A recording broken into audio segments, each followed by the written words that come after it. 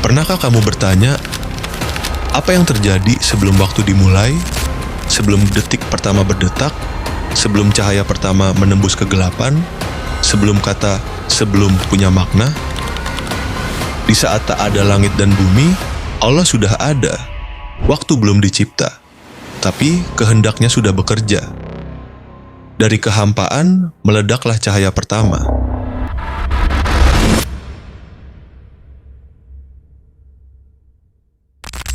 Alam semesta pun lahir bersama sesuatu yang tak terlihat tapi mengikat segalanya, waktu.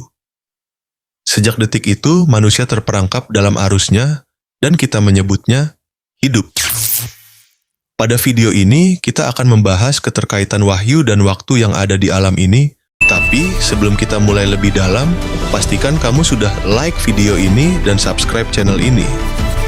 Karena ke depan, kita akan terus membongkar rahasia dan keanehan logika yang bisa bikin kamu berpikir 2 kali tentang segalanya.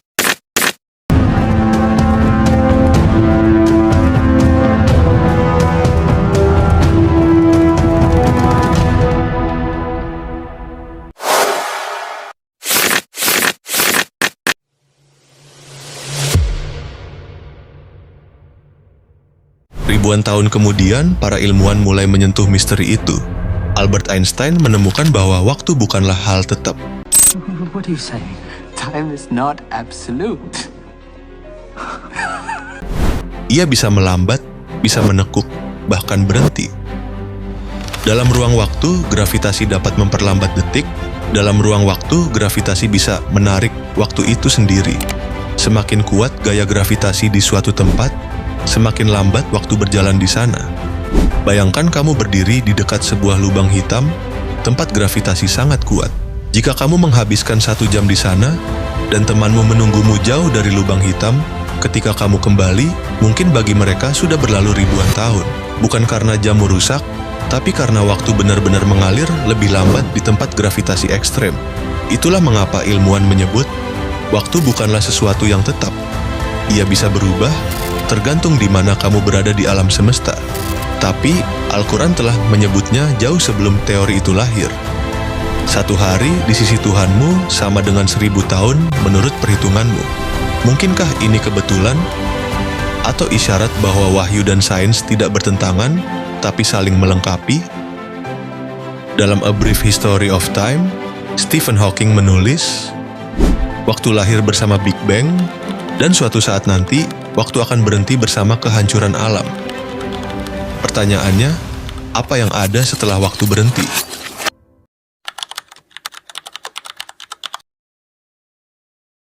Disinilah pemikiran manusia berusaha menembus batas.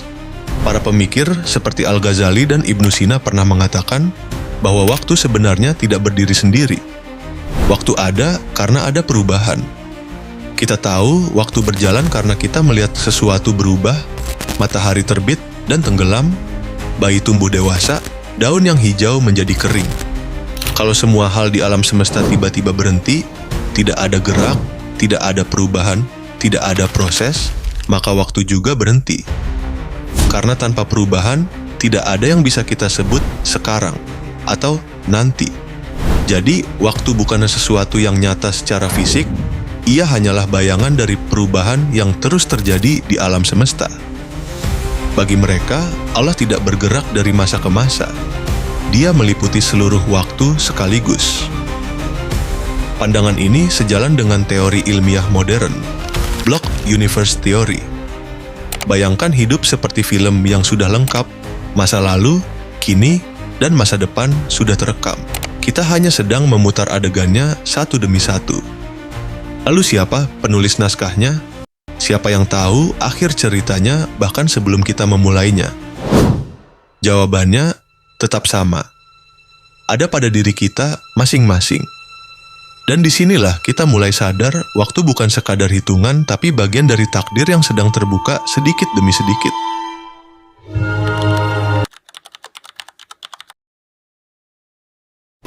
Namun di dunia manusia, waktu terasa berbeda. Di sini, waktu menjadi ujian.